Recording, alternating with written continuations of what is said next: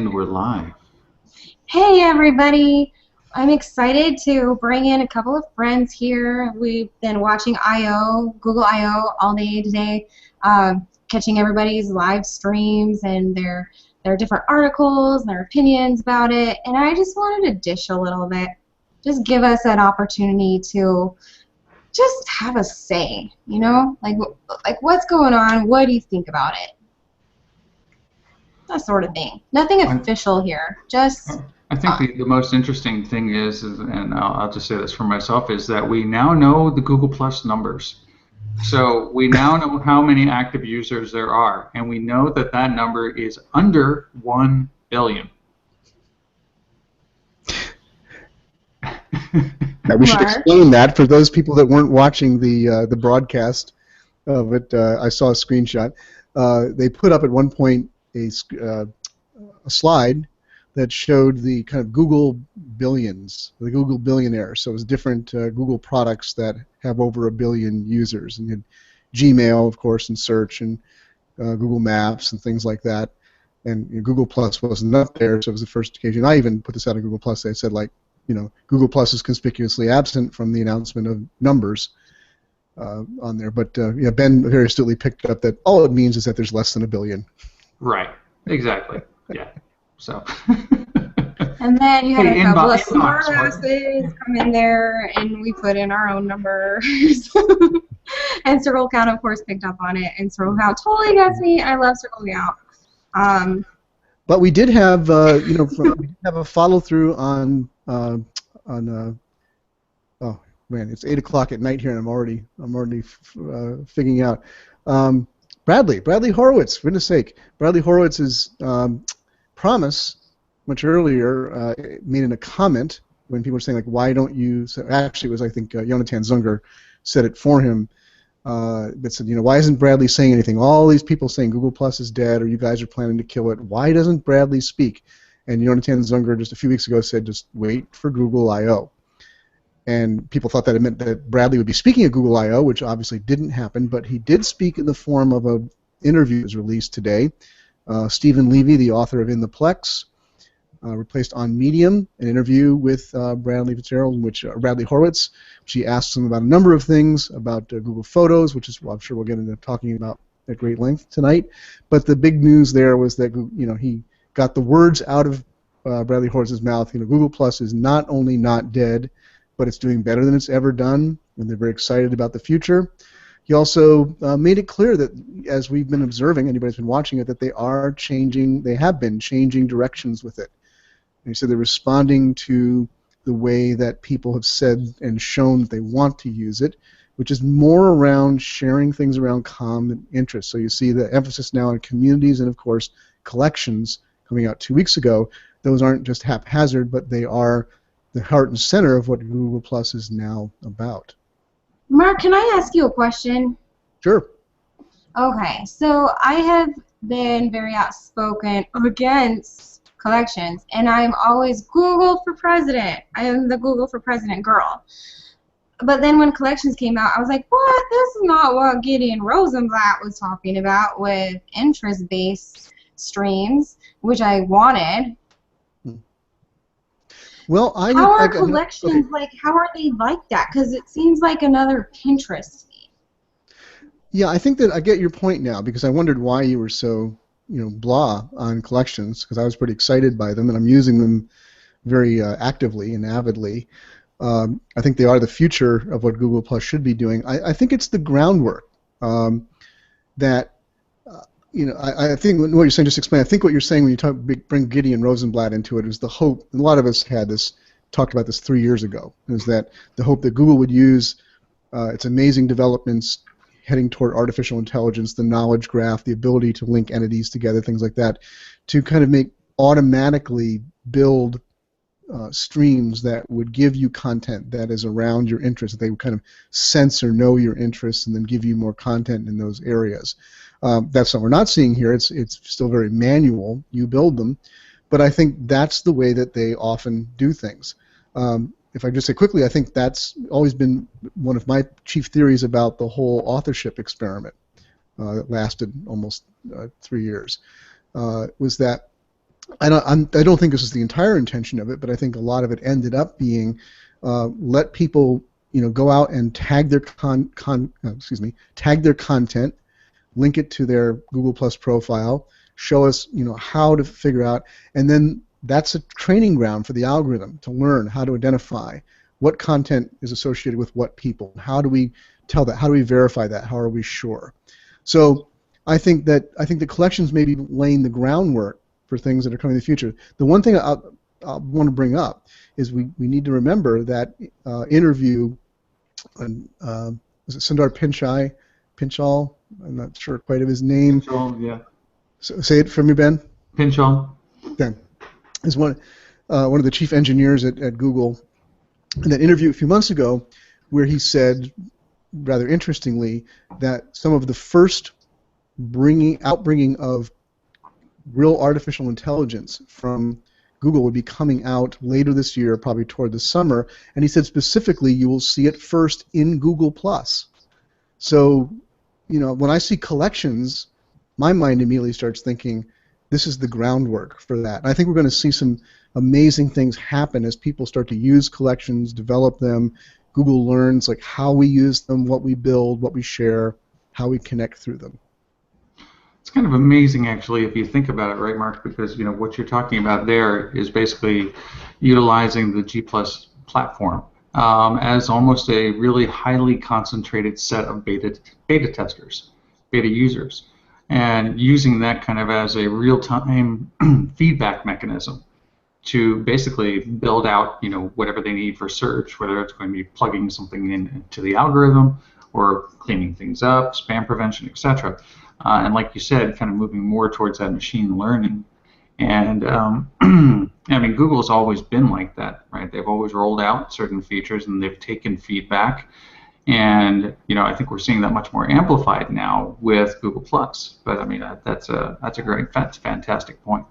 Yeah, that is really exciting when you put it that way, Ben. Like I totally was like kill collections. But then when you introduced the idea a couple weeks ago on Bill and Ammons Focus Hangout, that we could look at it like it was beta testing, and now with what you just said there, I'm thinking, wow, we can actually feed the beast.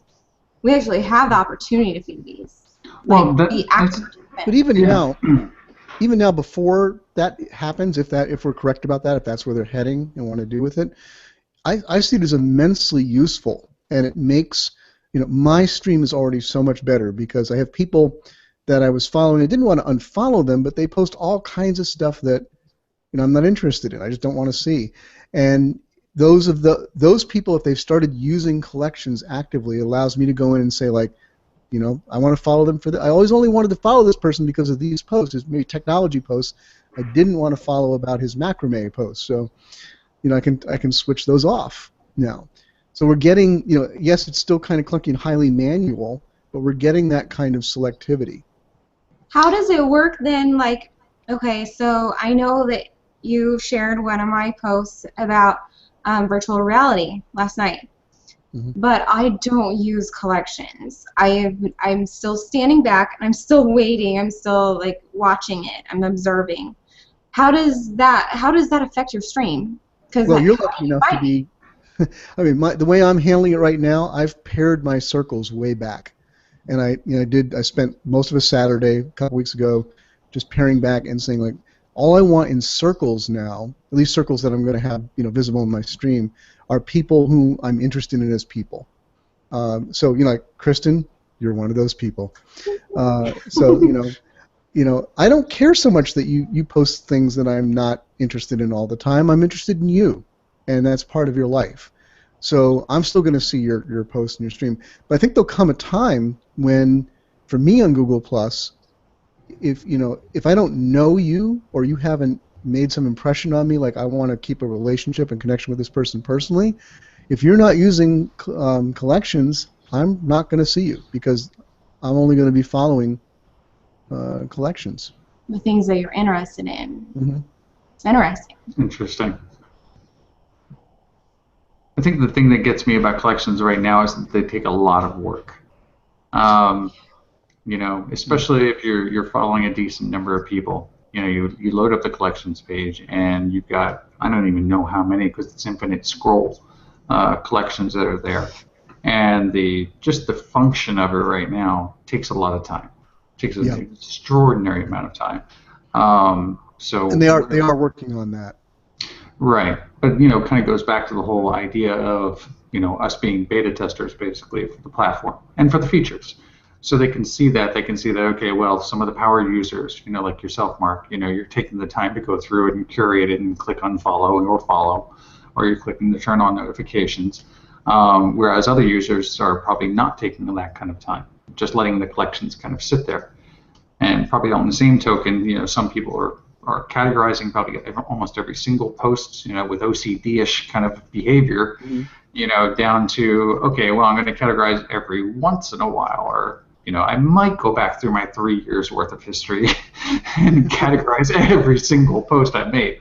Actually, I'm not going to do that. I was going to say, Mark, have you done that? No way of doing that. I'm very grateful for your razor post, though. I have, like, gone through 2 less razors since then. Yeah, that actually works. I use that. That's so off topic here, but Kristen's talking about Dude, my wife and I have been doing it for about 3 years, where you take a disposable razor and you strop it basically on a pair of blue jeans away from the sharp part. You do it about 20 times each way, and the razor will last virtually forever. Yeah, I really wondered. I wondered if my freezer trick was going to end up in that collection or not, and then I saw which one it ended up in. Well, I was about to put it there, and I'm glad I looked a little deeper. Okay, which I stole from Rupert. One last thing about the razors. So first of all, the trick on the jeans does work. I did it last night to like 2 disposable razors, and it worked like a charm. You know what I'm saying? It worked like a charm. But the other thing is that so disposable razors are meant, or actually razors in general, they design them, I was just researching this, but they design them so when you put them down on the cradle like that, the water drips to the edge of the razor and will actually dull it much faster. So another life hack is put it upside down. Yep. Anyway, that's enough about razors. Back to I/O. Yeah, it's not razor. In fact, we've probably talked too long about collections here. We promised people we'd be talking more about the I/O, and we've got a lot we haven't covered on that. All right, so let's move to photos. What is the... Okay, fine, photos. No, that's your show, Kristen. Go ahead. Go ahead. I can't remember how exactly she says it, though, but it's something like, no on top. And she said it is so cute. Do you know what I'm talking about? I couldn't understand you. No, pretend I'm Middle Eastern. Okay. No on top. Oh, now on tap. Yes. Oh, okay. Glad you got that, man. I never would have gotten it. Yeah, now on tap is pretty exciting. That is Google, the new iteration of Google Now, which is bringing the Android device in particular, bringing that artificial intelligence we're talking about, almost at a level of a real personal assistant that's allowing Google Now to reach outside of just the Google things, to be able to interact with other apps and have contextual. So you might be in some other app and doing something, and you want to know something, and you say, "Okay, Google out loud, where is that?" And you're looking at a location on another app, and Google tells you the directions to it. It knows what you're looking at. It gets the context of it. You don't have to go to the Google app or do anything special. That's just an example. So it's pretty cool. What do you think, Ben? I think it's just a natural evolution of Google Now. So we've had Google Now as a standalone app or a plugin, on the Android phone for about almost a little bit over a year and a half now, and it's been kind of pretty useless, right? Except for maybe travel directions and some other things. I really, yeah, it's really good. And happy birthdays. But the revolutionary aspect of it, I think, is like what you were pointing out there, Mark, and that is that now it's cross-application. And so if a developer goes ahead and, like, Yelp, for instance, or OpenTable is one of the things that they were talking about today. And somebody's like, I'm hungry, I'm interested in some Asian food or Italian food, whatever. And you press on the on tap button, or you say the OK Google, and it's going to automatically see, okay, so these two people live near each other. They are obviously getting together. Well, let's go ahead and just look up an Italian restaurant that's nearby, and maybe even go ahead and then go as far as to even book it as well. So it's coming close to that personal assistant.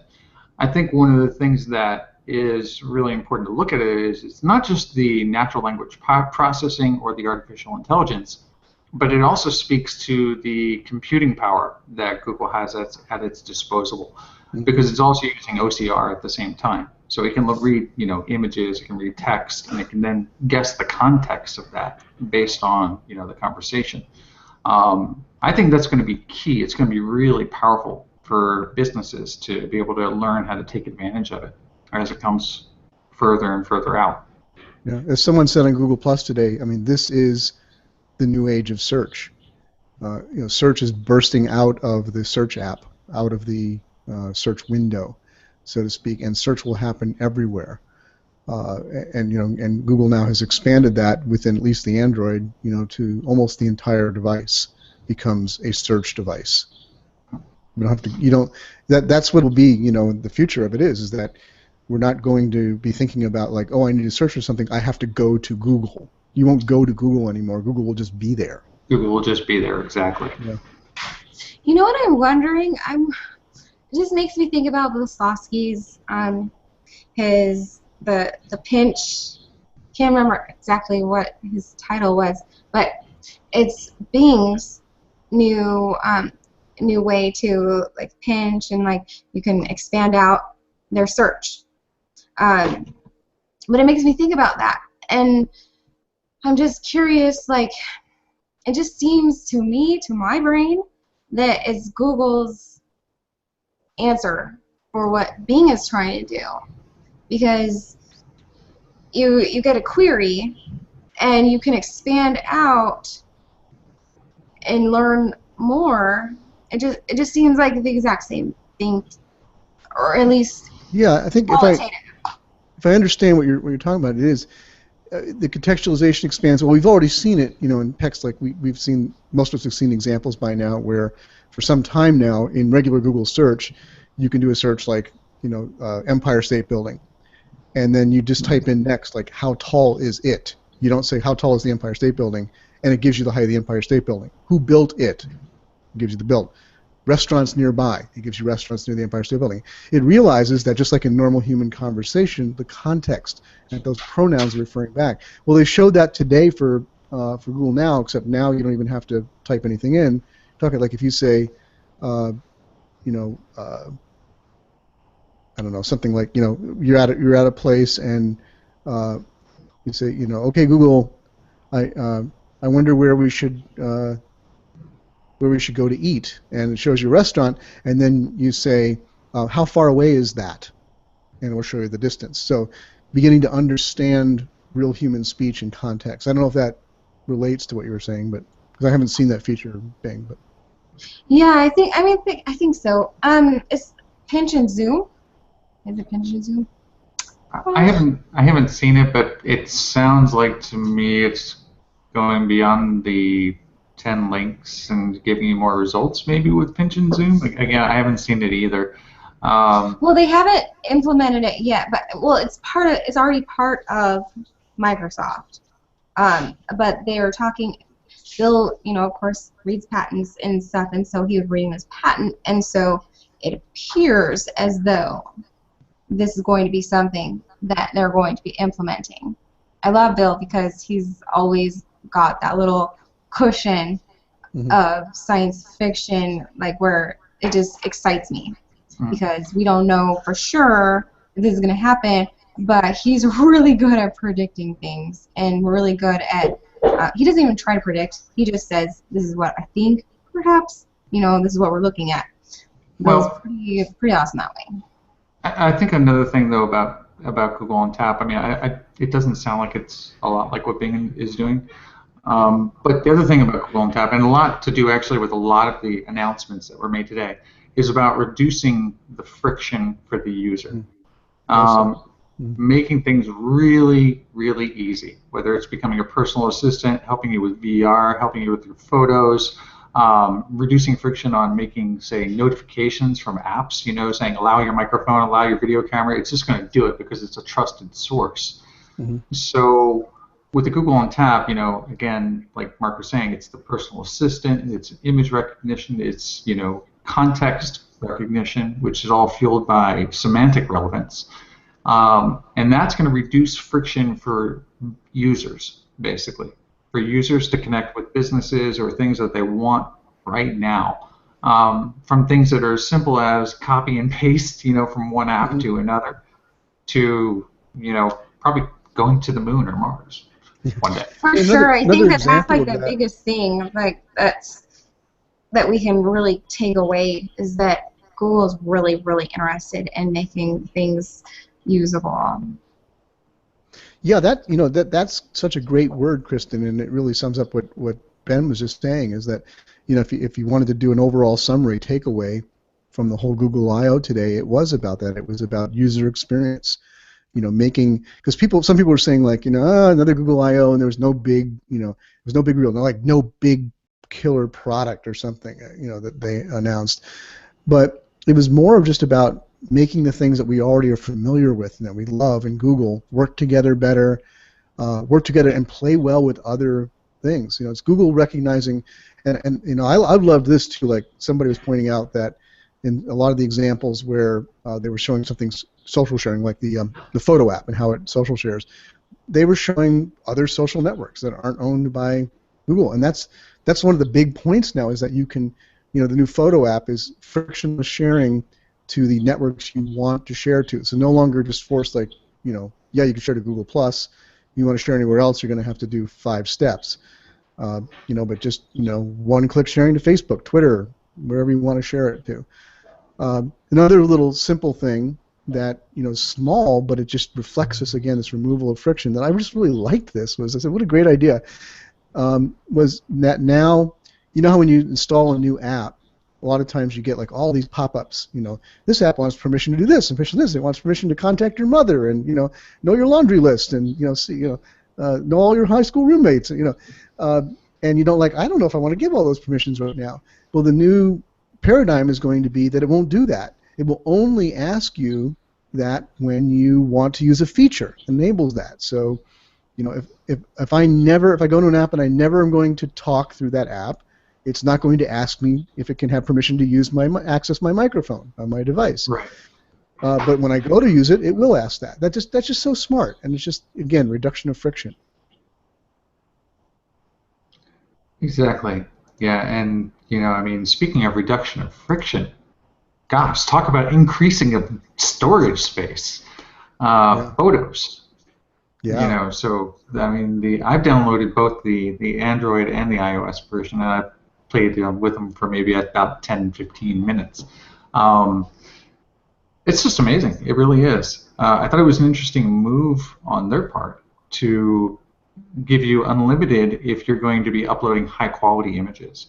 But if you weren't going to be uploading high-quality images for whatever reason, then you're back down to your 5 GB limit or whatever you've got on Drive. Yeah, I was told I looked at the switch settings for that, and I just used the what's so-called high-quality setting, and then the full setting, which is like full-size photos, not quite raw. They're not at that capacity yet, but the full-size images. My device said, or my account said, I had like 7 gigabytes available for that. But for me, I'm not a professional photographer. The high quality, as it's called, is fine for me. That's what I've already been backing up, tens of thousands of photos to on Google+. So the experience of the photo app is not all that much different for those of us that have been using Google+ and are familiar with it.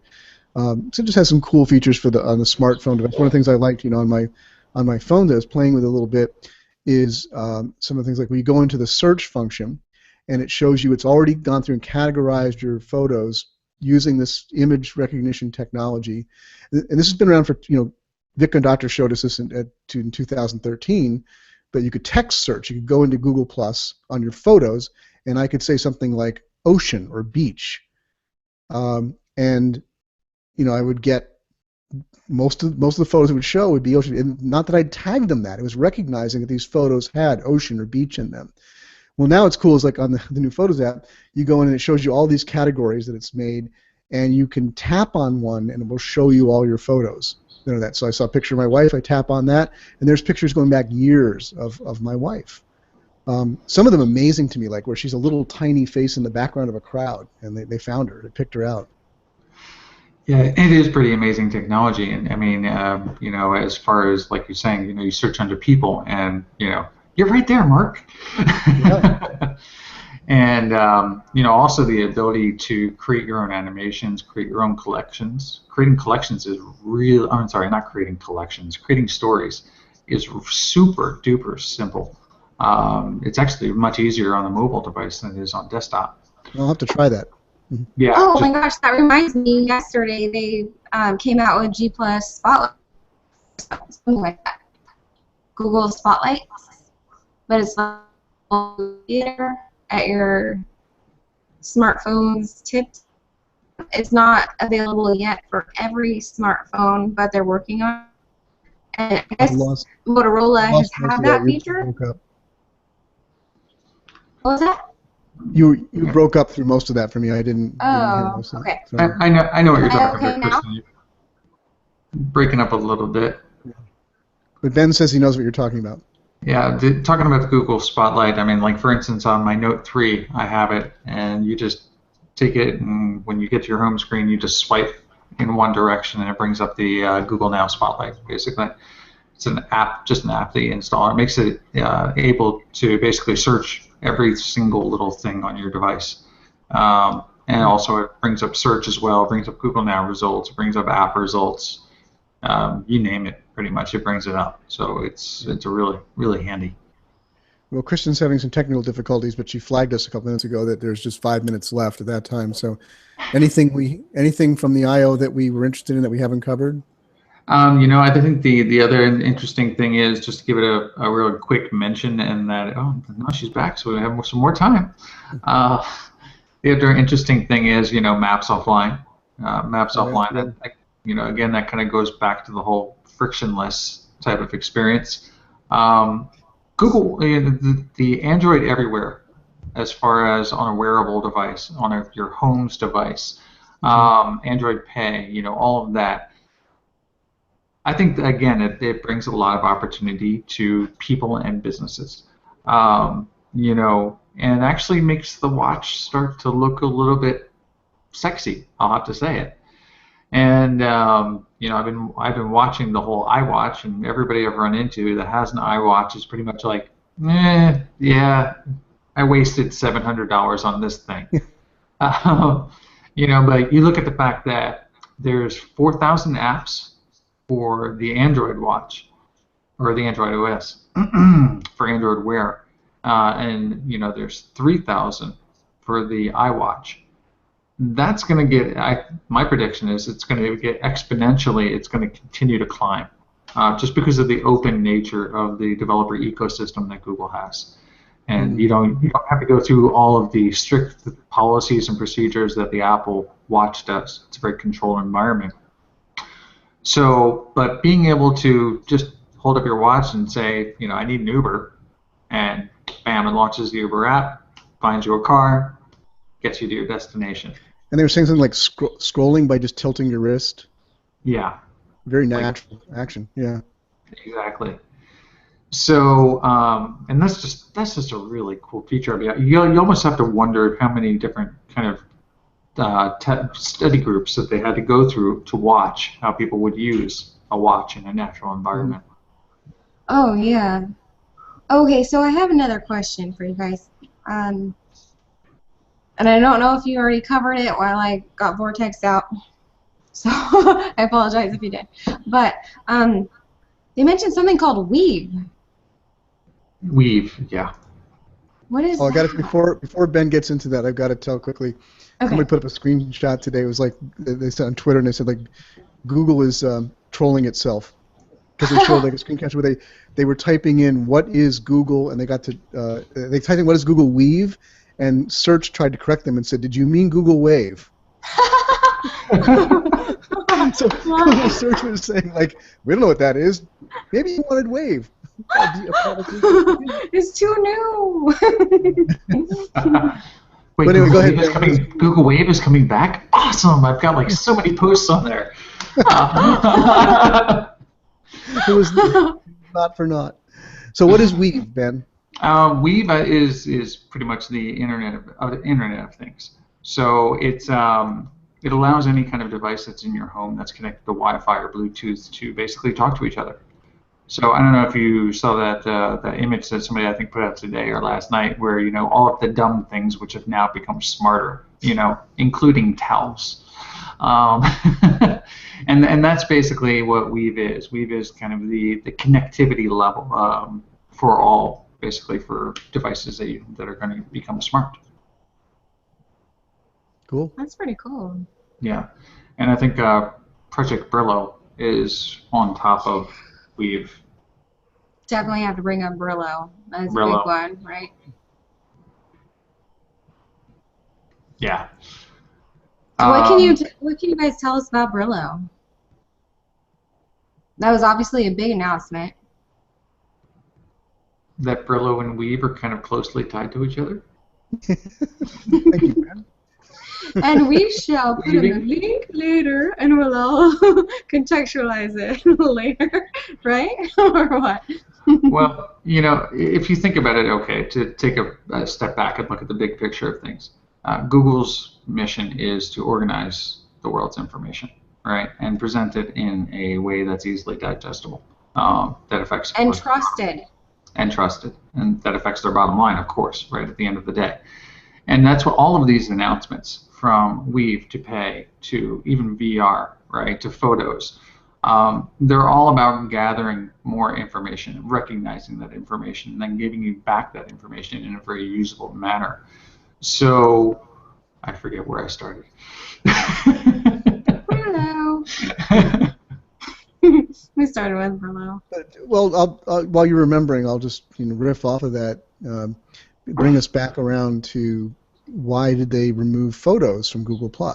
When you read the post, both in Horowitz's interview today and in the official announcement, the blog post from Google about the new Photos app, both places they said very frankly and transparently, said we heard back from people that people were wary of putting all of their photos up into a social network, even if they knew that okay, the default is private, and they're private. It's just having them that one click away from maybe accidentally going public made people really nervous. And so having the photo app separate now, it's just that much more assurance of privacy. You have to very intentionally go share something to a social network out of the Photos app. So it just makes people feel more comfortable, and that makes sense. So it makes Google Plus a little smaller in what it is, but gets it centered more on what people, Google Plus should be about what people want to do in public, what they want to share, and things like their photos, they want to have more choice over and more control over. Yeah, so does that mean that like when we change our profile picture, we don't have to do it publicly? I know there's a way to not do it publicly, but it's like you have to go out of your way to figure out how to not do it publicly. There's so many people that do it just like by default. You just hit skip. I know, but a lot of people don't understand it if they're not like used to like having to look at Google like, okay, what should I not do? And then they just like go through the motions, and then I don't know, that's still an internal Google Plus function, so that would be something they have to change or correct there. I don't think this photos thing is going to affect that necessarily. Yeah, and it is interesting. When you do log into the Photos app, or when you switch accounts, of course, you're using a Google account in itself. I noticed that today, so I thought that was pretty interesting. I don't know if it has to be a Google Plus account. I would assume it just has to be just a regular old Google account. God, how does Google, or how does the whole Actually, I know that. I know that for two a fact. off or 0.2 off, what am I even talking about? The whole thing where like you guys know what I'm talking about? Like where you have to sign in. No, thanks. Can't you read my mind? It'd be really helpful in this moment. The one sign They in. just put out maybe a few more words out of the universe. Yeah. All right, I'm gonna have to start doing meowyoki in a minute here, Kristen. Just give us a long Okay. The thing that like ended in April, it ended like in the middle of April, and it was something that had to do with developers, and they had to make sure that their apps, when you sign into it, really don't know what I'm talking about. I was purely like more into this than you guys were, but not accurately because I can't remember the words. So we move on to virtual reality. Put it in your freezer. Because we're apparently living in it at the moment, yeah.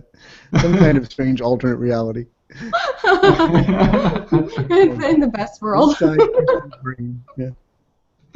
Oh my gosh, I'm so gonna have to put in links, and then you guys are gonna be like, "Oh, that's what you were talking about." Sorry, just bring it back up to YouTube, clip it out, you'll be good. No, we're keeping it, buddy.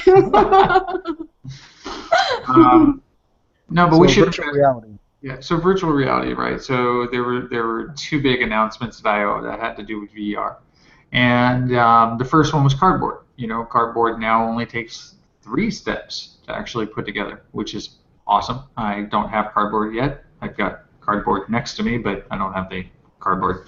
And I think it now accepts up to 6 inches of phone and has like an easy magnet or something like that to hold it together.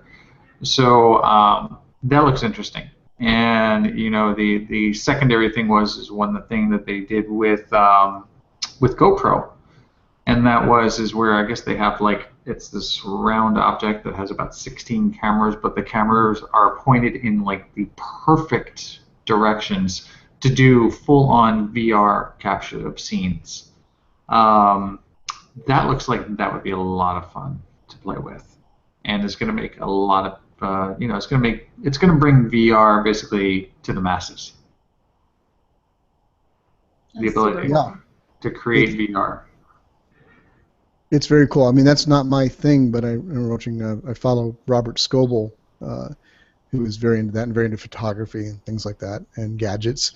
And he's been messing around with kind of home, for the last couple of months with like homemade gadgets. They're trying to strap a bunch of GoPro cameras on a disc and try to make them all work together and do these, 360-degree circle VR imagery and that kind of stuff. And he was really excited today when he saw that they're revealing, because like, I don't have to mess with that anymore. They've done it. It's like there. It's actually going to be easy. That's really cool. I know Chris Lang.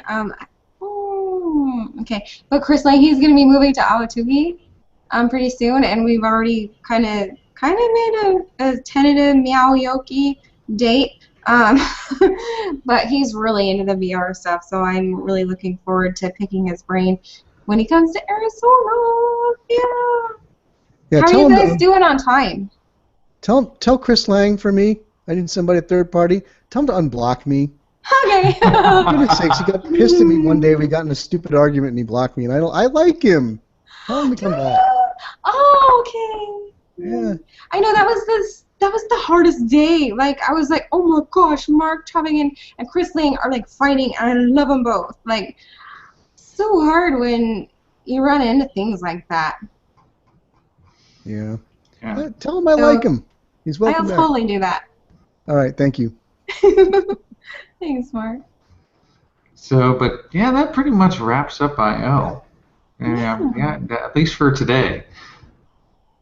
So. Thanks, guys. This has been awesome. I really appreciate you jumping in here and doing this with me, because I just wanted a little wrap up. Yeah, you go through something like this and you want to find people to talk about it. So this was fun. Glad you put it together. Yeah, thank you guys so much. All Thanks, right. Kristen. Well, everyone who catches us, like who has caught us already or who will catch us, we love you, and